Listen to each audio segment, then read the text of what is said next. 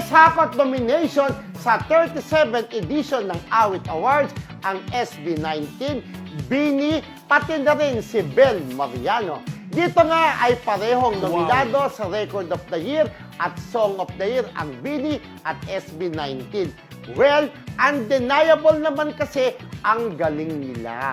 So ito po ang mga nominasyon na nakuha nila sa 36 Awit Awards.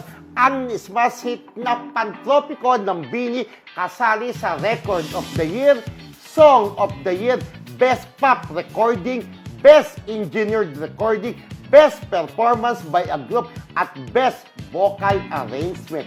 O bongga, di ba ang Bini? Ang daming nominasyon. Kasi po, sikat na sikat naman talaga yung pantropiko nila. Din sa pantropiko. Ang cute ni Donnie Pangilinan. Sila yun, di ba? Nakita mo? Salamin. Maganda rin. Salamin. Yan po. Tapos si Bel Mariano din, nominado. Ito naman po ang kanya pong song na Bougainvillea ni Bel ay nasa lista ng Song of the Year, Best Ballad Recording, Best Traditional Contemporary Folk Recording, at Best Vocal Arrangement. Oh, bongga. Magkalaban pala sila, Bougainvillea. Bougainvillea is yung tinik-tinikan, di ba? Yung halaman na merong dilaw ang bulaklak, may pink, di ba? Marami yan yung kanta nakakalat, di ba? O, mga tinik-tinikan, mga tinik, di ba? Ang mga tinik ko sa dibdib. Sabi ni Ate Guy sa pelikula nila ni Eddie Garcia, di ba? Ano sabi niya? Ang mga tinik ko sa dibdib. Sabi niya sa tatay niya kasi yung tatay niya, salbahe, di ba?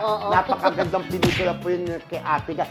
Incidentally po, nominado po si Ate Guy for Movie Actress of the Year sa darating na Star Awards for movies. Dami po ang PMPC. Sa July 21 na po pala yan, ha? Siyempre, dekada awardee din yan si Ate Guy at saka si Ate V, Piolo Pascual at Christopher De Leon. Yes, abangan niyo po yun. Sa Henry Irwin Theater, sa July 21 na po ang 40th Star Awards for Movies.